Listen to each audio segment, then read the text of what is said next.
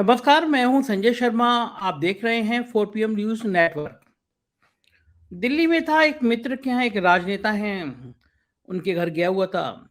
जब मैं वहाँ से निकला, थोड़ी देर के लिए मैंने अपना मोबाइल बंद किया था, तो निकला बहुत सारे मैसेज थे मेरे पास।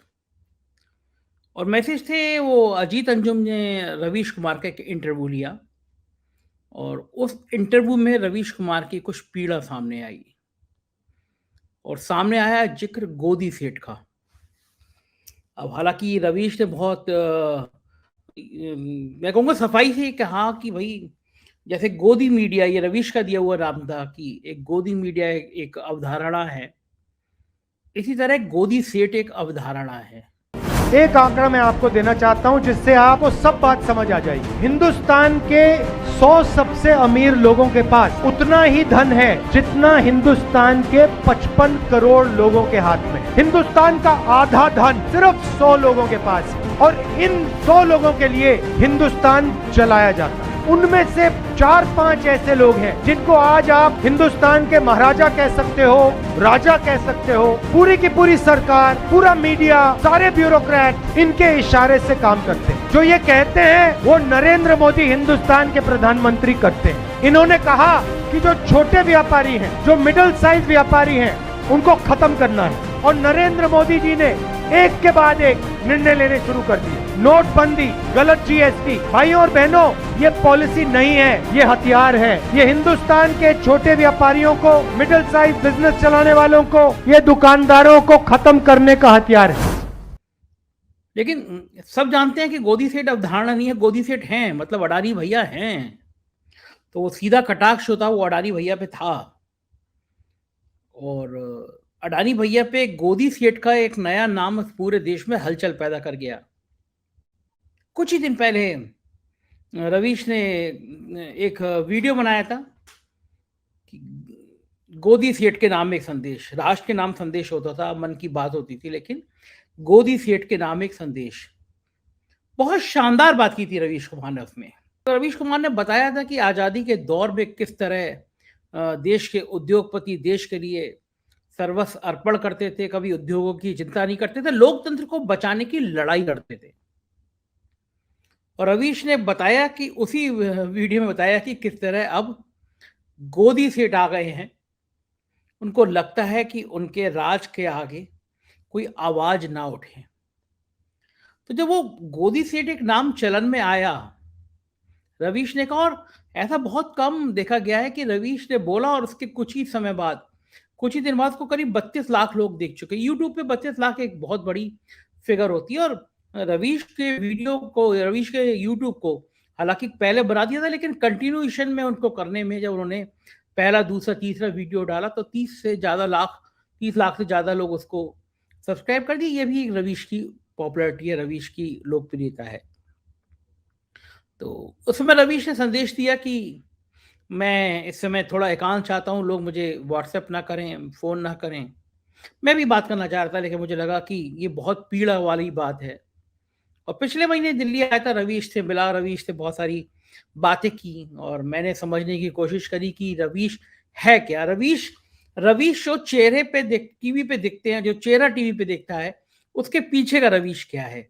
और जब देश एक व्यक्ति के पीछे खड़े होता है तो उस व्यक्ति की सोच क्या होती है? तो मैंने रवीश से बातें करके मैंने कुछ बहुत रवीश के अनछुए, ज़िंदगी के मैं कहूँगा जो अनछुए पहलू हैं, उनको जानने की कोशिश करी। तब लगा कि कितनी पीड़ा भोगी है रवीश ने। एक एक देखिए, आप जब ब्रांडिंग पे एक उच्चतम स्तर पे आ जाते हैं, आप खुद ब्रांड हो जाते हैं, तो उसकी एक बहुत बड़ी कीमत भी देनी पड़ती है। तो रवीश ने दी, अपने परिवार के लिए दी, खुद के लिए दी। रवीश एक कोविड के बाद में इस इंटरव्यू में उन्होंने कहा कि कोविड कॉल के बाद में वो एक तरह से लगभग उन्होंने अपनी ज़िंदगी अपने काम को बना ली थी।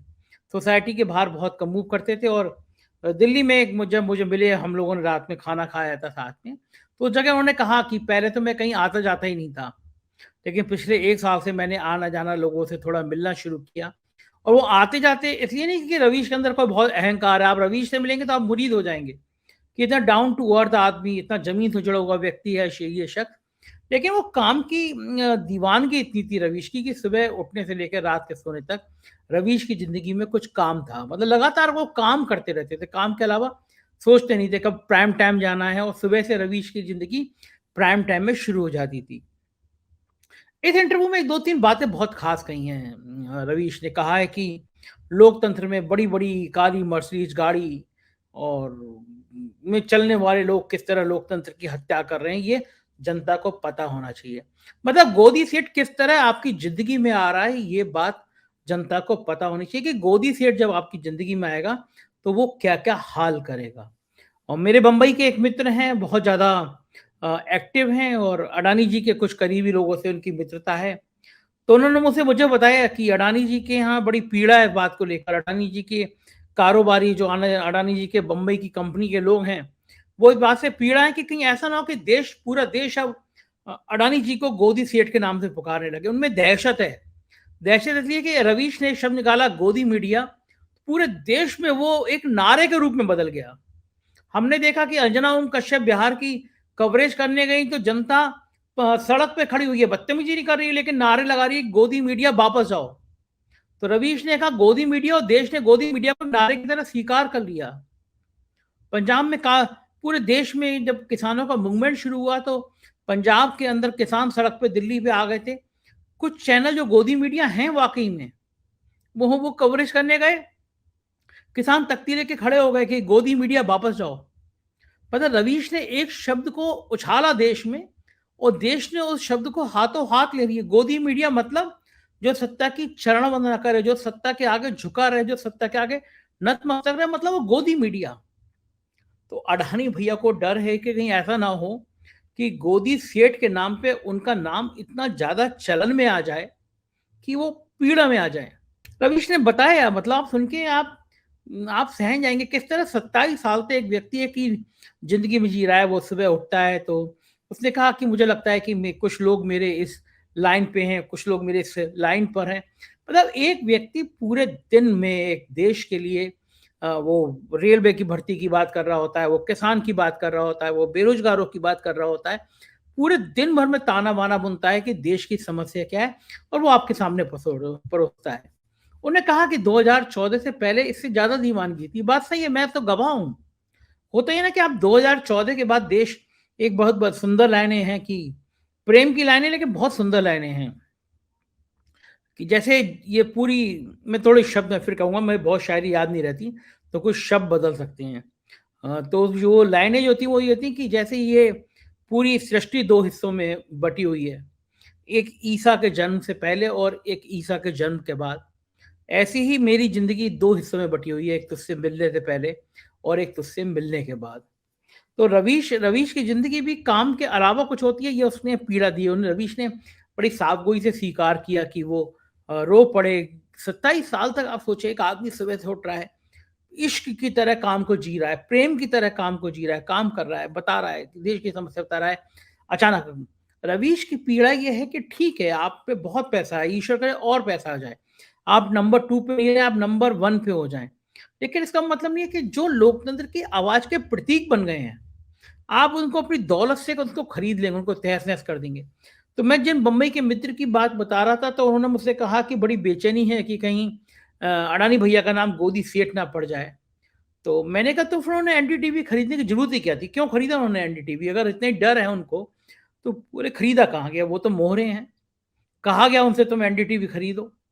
अब वो मोहरे हैं तो अब मजबूरी में एनडीटीवी, तो मुझे लगा ये बचाव है।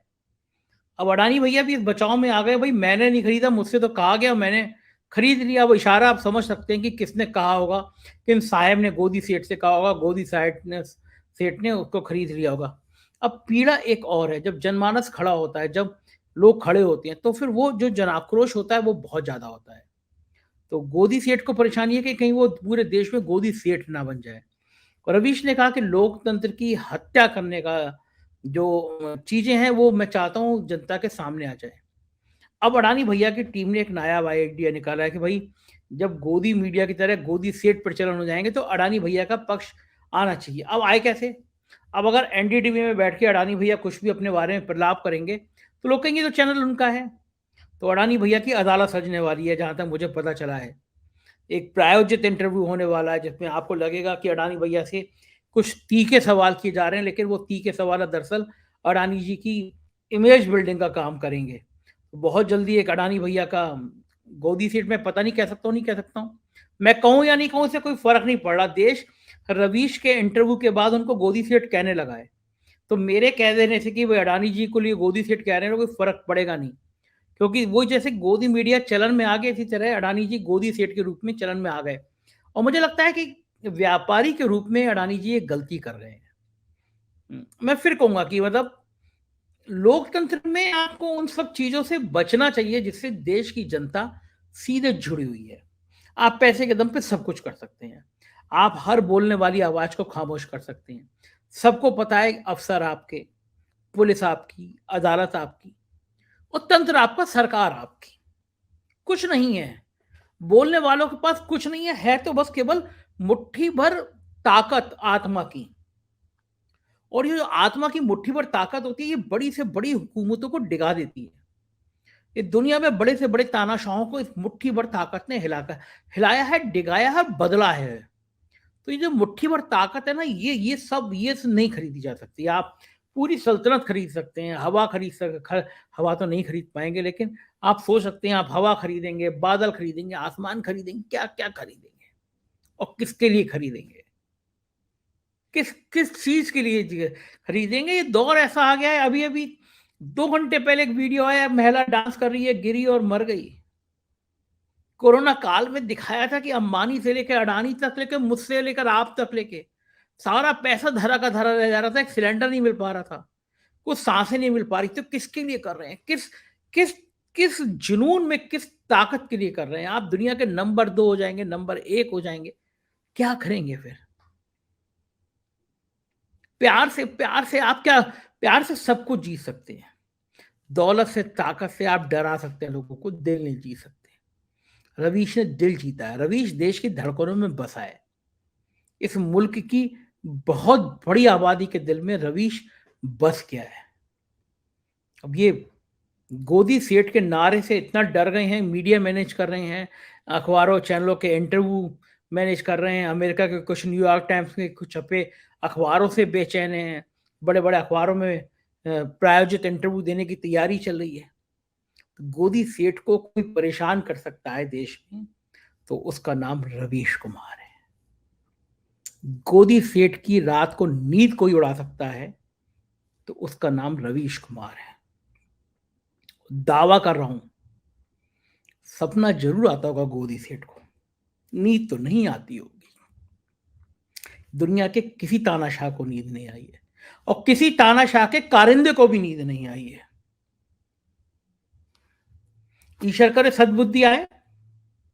मैं गोदी सेठ की जगह होता तो रवीश के घर जाता और रवीश से कहता कि ये मैंने चैनल लिया है, लेकिन तुम्हें, तुम्हारी आजादी के साथ मैं तुम्हें आमंत्रित करने आया हूं। तुम इस चैनल पे मेरे खिलाफ भी बोलना चाहो तो बोलो।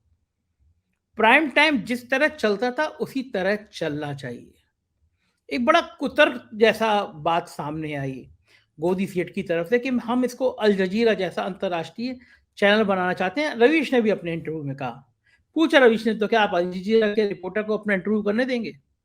अरे भाई, आपको एक अल जजीरा जैसा चैनल बनाना है तो एक आपको चैनल खरीद लेते ना आप, नया खड़ा कर लेते। क्यों भी खरीदते हैं टीवी को? नया चैनल बनाते, उसको अल जजीरा से बेहतर बना देते। दौलत बहुत है आपके पास, पैसा बहुत है, लेकिन किस किस की जबान आप बंद करेंगे? एक रवीश, जब आप जबान बंद करते हैं तो 1000 रवीश, लाख रवीश, करोड़ रवीश पैदा हो जाते हैं।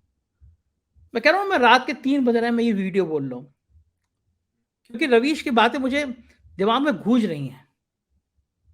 मुझे लगा मैं सो नहीं पाऊंगा अगर मैं बोलूंगा नहीं। मेरे जैसे लाखों करोड़ों रवीश आपने पैदा कर दिए, एक गोदी सेठ ने पैदा कर दिए।